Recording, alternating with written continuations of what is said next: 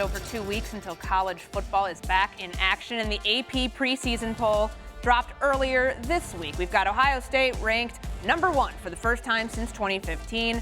Texas and Arch Manning round out that top 5, which is good news for the Longhorns and their goals for the season, because 11 of 12 national champions in the college football playoff era were ranked in the top 6 in the preseason AP poll. We know that my Indiana Hoosiers bucked that trend last year. But we love a good touchscreen here on First Take. Yes, this is do. the Texas Longhorns schedule for 2026. Jordan, I want you to do the honors and go through weeks 1 all the way through. Evan's smiling over here. He thinks I'm up to something on this. He thinks I got something in store here. Here's what I'll say. Think about this. SEC 9-game schedule now. This is a brutal schedule, and Ohio State. Starts with Texas State, though. They're coming in. They're going to lose. Texas State's going to lose.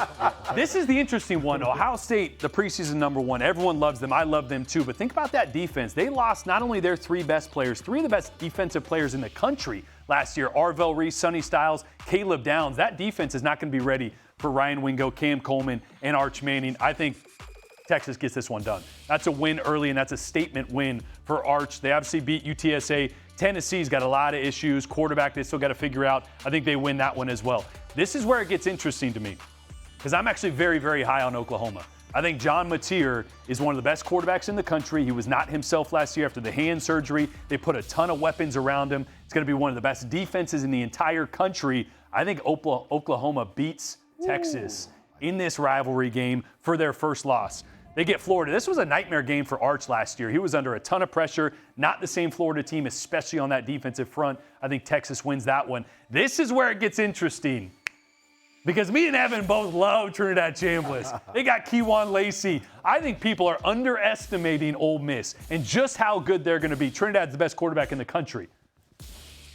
But that's going to be a statement game for Arch Manning. Ooh. He's going into the Grove, and they're knocking off Ole Miss, who at this point will be a top 5 team, in my opinion. They get that one done. After that loss to Oklahoma, they get back on the map and put everybody on alert there. They win against Mississippi State, although Mississippi State's, they got some talent. Don't sleep on them. It's a tough place to play, and they'll be there with the Cowbells. Missouri, they're going to win that one. Another interesting one at LSU. I've done a lot of games there. That's a tough place to play at night. Lane Kiffin, Sam Leavitt, that team's going to be rolling. They're going to have slipped up a couple times early in the year, LSU, but LSU's going to win that one at home. They're beating Texas. Wow. Texas getting their second loss in November. I think they win, and I think they win. I think they finish 10-2 with those losses to Oklahoma and LSU. Okay, the top of your schedule is glitching a little bit, so maybe it's thinking that like your picks are glitching too, but you've got them at 10-2. Yeah. It's a better finish than what they had last year. Look, I think they're going to make a deep playoff run, too. This is not an indictment on them. I just think this is a really tough schedule, a grind through the SEC. That at LSU one is a sneaky, tough one, ton of talent. I think that's one where they could slip up in that rivalry. I think it is somewhat of an indictment of them in the regular season for this reason. You don't have them losing to number 1. You have them losing to 10 and 11, nor you don't have them losing to number 9. So you have them losing to worse teams than I would have anticipated. Like Ohio State, my prediction was that you were going to have Texas winning for this reason. Like, to some extent, Arch, I don't want to say was embarrassed, but that was his first start last year. Yeah, he was. It wasn't great, to say the least. That's the statement game. Ole Miss, I thought you were good setup. That was really good. You had me. With the Chambliss thing. I think it is an indictment of them to lose 2 games in the regular season to 10 and 11. Now, here's what I'll say.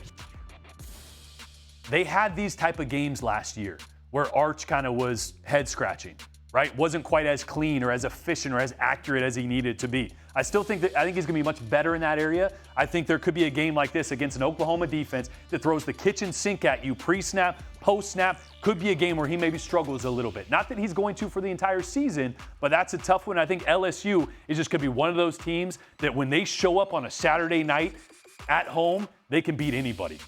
Rivalry game there, neutral site. Yep. That's always one that, feels like it could be anybody's. My question on the Ohio State one, 14-7 last year. I wouldn't say it was a snoozer, but if you love defense, you love that one. What does the score of that game look like, knowing what Ohio State doesn't have anymore on defense and what Texas's offense looks like now with Arch another year in this? Yeah, that could be 35-31. And think about it, that was Julian Saint's first start as well. Kind of gets lost in the mix because it was Arch as well. I think Ohio State is pumped up a little too high right now. because of what they lost on defense, in my opinion. I don't think they should be a number one team preseason. I think they'll end up being one of the better ones at the end of the season, but too early for that defense to go against Arch. Yeah, I mean, I think Ohio State obviously is taking a step back on some level with all the pieces they lost. But I think they spent $20+ million. They spent some money to replace all those guys. So it's Ohio State with a lot of talent that they've replenished there. I actually think that's going to be a really tough game for Texas against Ohio State as a result of what they spent. I like the Oklahoma pick. Oklahoma doesn't play back-to-back road games this season. This is going to be a fresh Oklahoma team all year, and I think that'll work out in their favor. I'm wondering about that Ole Miss game. I agree. I hated that. I didn't like that pick because I love Ole Miss. I just think there's a handful of games in the SEC and a handful of teams that depend on how you show up on that night. Any team could win and lose a couple of those matchups. Who's going to be the best quarterback in that game? Ole Miss. Trinidad. He's the best quarterback in the country. Best college quarterback and best quarterback for the pros are two different things, and I think Chambliss is the best college quarterback. I think he's the best quarterback for the pros, too, as well right now. Okay, so he's got both those designations. Oh, wow. If he was 6'2", you wouldn't even look at me with that conversation. Everyone looks at the height. And look, neither was Bryce, neither was Baker. I don't know that I would be looking for those guys as my number one pick. Are those good examples of what I'm looking for? Bryce and Kyler? I don't know, Baker maybe. But Arch may not be as good in college, but at 6'4", 6'5", whatever he is, for the pro, we know pros are more focused on measurables a lot of times. Height doesn't help you complete the layup throws. And Arch was the most inaccurate quarterback in the SEC, 122nd in the country last year from 0 to 10 yards. That's the one caveat in his game that if he doesn't clean up, he's not going to be a top draft pick. He may be a late first-round draft pick because he has elite traits, but that's the one where Trinidad is just more polished right now. And I think still projects that way until we see more from Arch, which I think we will. Okay. What is the significance of those two teams and where they fell and didn't fall, Myron, in the preseason poll? Well, it's the reality of college football and what's happening across the landscape.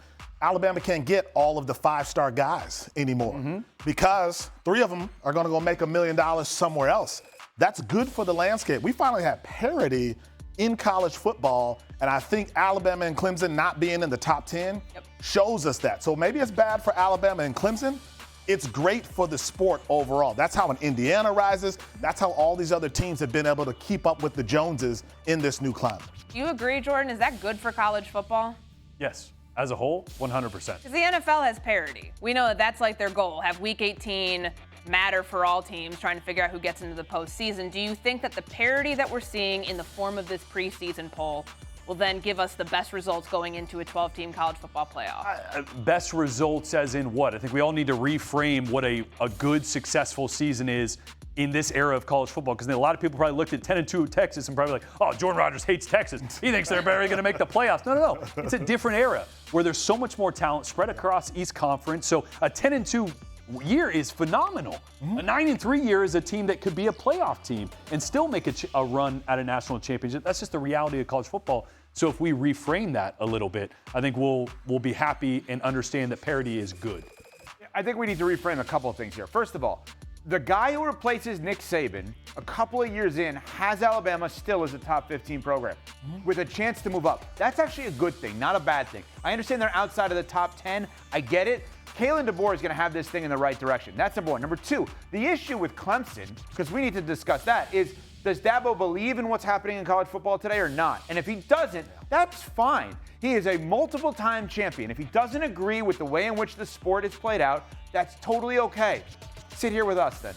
Yeah. Sit here with us. Time to go. Because you can't operate that way today. It's okay to not agree. How many coaches, great coaches, you cover college basketball. Jay Wright, there is no better coach than Jay Wright. Jay Wright, Villanova is like, I'm cool with this now. I don't want to do this. I'm going to leave. No hard feelings. So if Dabo doesn't want to adjust to today, then sit here with us. It just feels like a different time in college football because we've constantly, you did the exercise earlier this summer on Alabama. I think you had them with you had a 10-win team. Yeah. But we were thinking about the losses there and how that would be catastrophic for the conversation around Kalen DeBoer. Paul Feinbaum had DeBoer fired 10 times. Yes, he did. I was on it. Yes, I know. he did. Jordan had to have my back on that one. But, I mean, does it not speak to, we talk about Dabo Swinney not, buying with the times in college football. Does that not speak to Alabama fans not adapting to the times to realize that the resources are spread out now. It's not just like one talent-rich pool that all the SEC teams get the best talent in the country. Hell, there might be NFL players that are currently on NFL rosters on an Alabama roster or a Clemson roster or somebody else's roster in a couple of weeks. Does that argument need to be extended to the legacy teams as well? I will defer to Jordan because he's jumping at the bit. Go ahead. Yeah, I just think the reality of looking at that era of college football is Nick Saban probably lined up on a football field as the head coach at Alabama a few times with the less talented roster. That was just a reality of the times. Like, the best could get the best athletes and the best players. And yes, coaching still mattered. That's just not the case anymore. So you have to kind of change your perspective, especially at Alabama, as hard as it is, of what success looks like. And Kalen DeBoer won a road playoff game last year, following Nick Saban. Like, that's pretty dang good. Try to knock me off my feet, still standing with more money than I came with. Hot damn, took a loss, but I'm still up. Gambling man, betting all the chips that I got left.